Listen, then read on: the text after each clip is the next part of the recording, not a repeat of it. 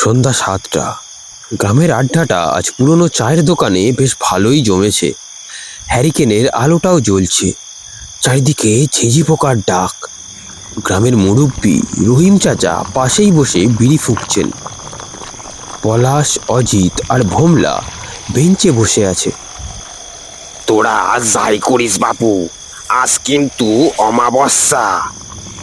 ওই পোড়া শ্মশানের দিক দিয়ে যাস না। ওখানে ওখানে ওরে আমি নিজের চোখে দেখেছি। ধুর চাচা, রাখো তো সব গাঁজাখুরি গল্প। আমরা 3 বন্ধু আছি, ভূতে উল্টে আমাদের দেখেই পালাবে। চল রে, সেই শর্টকাটটা দিয়েই যাব।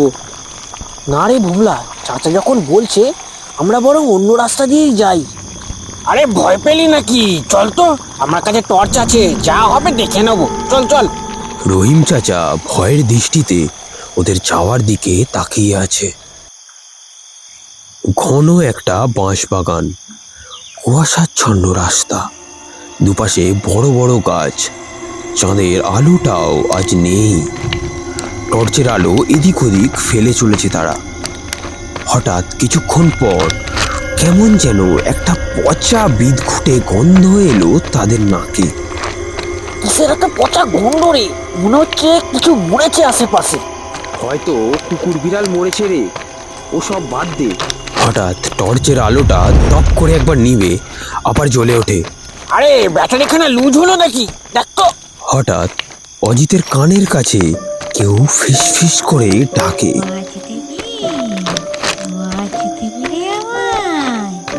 হঠাৎই বাঁশ ঝাড়ের উপর থেকে ধপ করে কিছু একটা পড়ে। ওরা 3 জনেই চমকে ওঠে সাথে সাথে।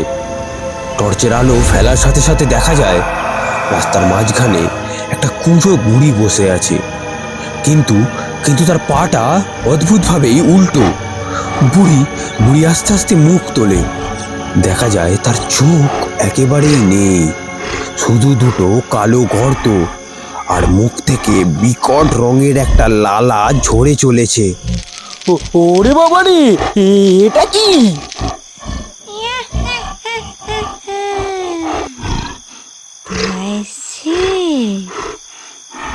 অনেক খিদে পেয়েছে,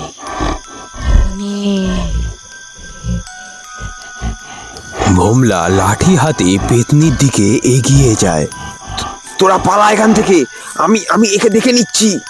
সে পেতনিকে লক্ষ্য করে লাঠিটা ছুঁড়তেই তার শরীর ভেদ করে লাঠিটা এমনভাবে বেরিয়ে যায় যেন সে একটা আস্ত ধোঁয়ার পিণ্ড। পেতনিটা চোখের পলকেই বিজয়ের গলা টিপে ধরে আর তাকে শূন্যে ভাসিয়ে দেয়। পলাশ পাথর ছুঁড়ে মারে সেই পেতনিটার দিকে। পেতনিটা পলাশের দিকে তাকিয়ে একটা পৈশাচিক চিৎকার করে ওঠে। পেতনির চুলগুলো এবার সাপের মতো নড়তে শুরু করে, আর ভোমলার হাত পা একেবারে দড়ির মতো পেঁচিয়ে ধরে। ভোমলা শূন্যে ভেসে এক ছটপট করতে থাকে। পেতনিটা তার লম্বা নখ দিয়ে বুকের ওপর আঘাত করতে থাকে, আর রক্ত একেবারে ছিটকে ওঠে। তারপর তার দেহটাকে একটা কাঁটা গাছের ওপর ছুঁড়ে ফেলে দেয়। বিজয়ের নিথর দেহটা ঝুলতে থাকে সেই গাছের ওপর। তার দুটো চোখ একেবারে খোলা, তাতে ভয়ের ছাপ একেবারে স্পষ্ট। অজিত পালা!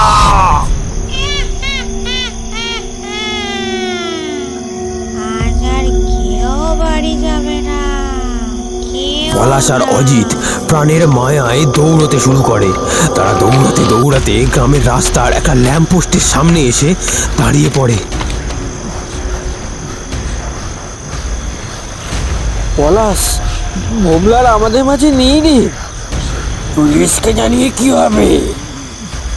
আমরা তো এখন এই শ্মশানেরই বাসিন্দা। হঠাৎ দেখা গেল পলাশের পা দুটো একেবারে উল্টো। পলাশ হঠাৎ পেছনের দিকে তাকায়। অজিত দেখে পলাশের মুখটা বদলে যাচ্ছে, একেবারে সেই পেতনিটার মতো।